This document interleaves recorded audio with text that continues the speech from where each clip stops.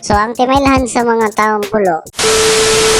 Okay, right. So karon May 21, 2026. By the way, ang resulta sa Surtrace karon sa alas 2:557. So sa uban ang tawagan na sa Surtrace 3D Lotto. So anyway, so diri nga video ako lang i-explain kung unsay timailhan sa mga taong tinuod na bulok o sa mga taong tinuod nga nang daot. So unang ipaliwanag nako kung unsay timailhan sa mga taong bulok. So ang timailhan sa mga taong pulo, kanang mga tao nga didto ra sila magbase sa video advertisement sa product sa Shopee o sa image advertising sa product sa Shopee. Didto ra sila magbase na dili na nila buhaton na ilang paliton mismo ang product kaya ang ilan ng basihan automatic kato ng video advertisement sa product sa Shopee or image advertising sa product sa Shopee. So munang dili na nila paliton ang product mismo nga mag-order sila ana nga product.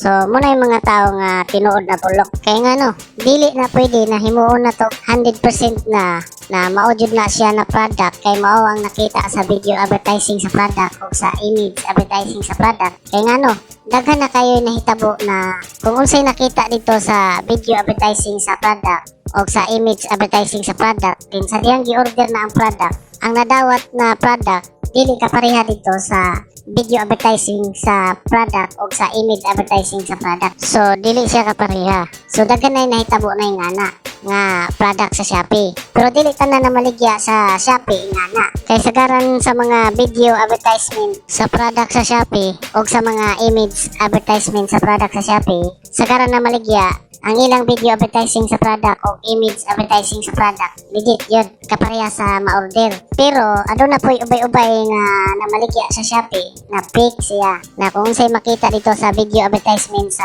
product o sa image advertisement sa product, dili siya kapareha kung i-order na ang product. So aduna po'y ubay-ubay na ingana. Pero gamay ra na sila.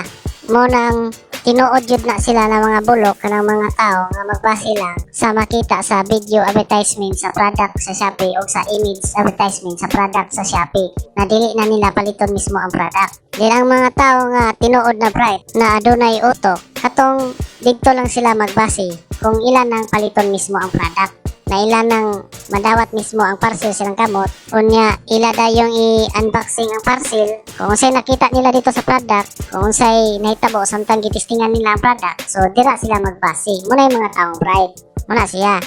Then karon ako na pong i-explain kung unsay timailhan sa mga tao nga tinuod nga nang daot. Example, mayngon sila nga dili daw na akong video nang gipang-upload nako nga video sa YouTube o Facebook kanang video na gibidyohan nako ang motor nako. So mangdaot sila nga dili daw na akong video o dili daw na akong motor.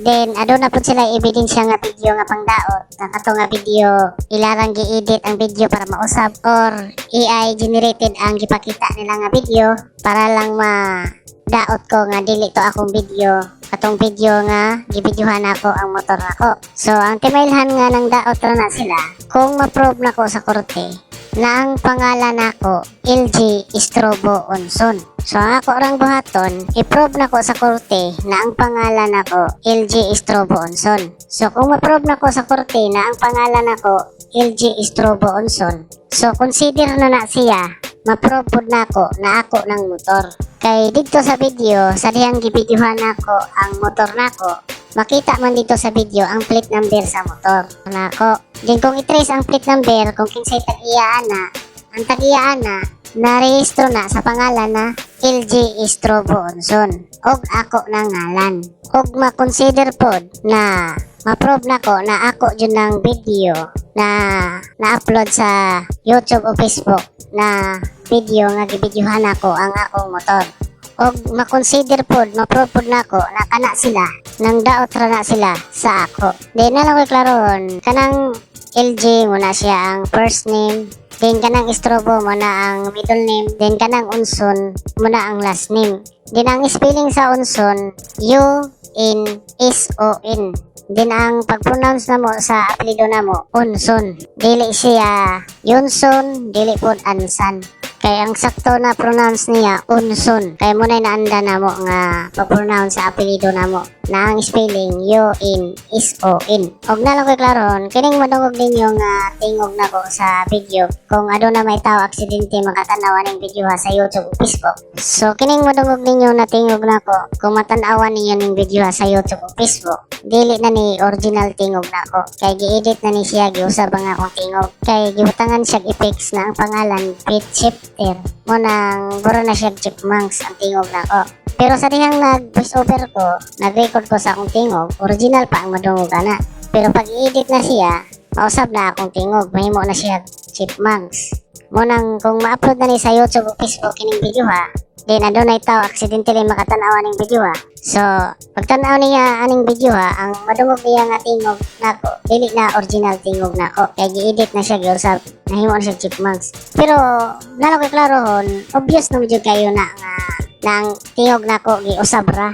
I-applyan siya effects mo nang nahimo na siya chipmunks. Obvious na medyo kayo na, no? Kung adunay tao makadungog sa akong tingog kung tanaw nila ang video. Pero kaya nagipaliwanag lang nako ni kay aduna medyo tao nga bisag nakasabot na nga i-edit ra na mo nang nausab ang tingog, magpa-blind gapon para lang adunay may istorya. Then ako lang po na siyang gi-explain kay di man jud manikayan na adunay tao nga dili ka gets. Unang kinahanglan i-explain pud nako ni siya.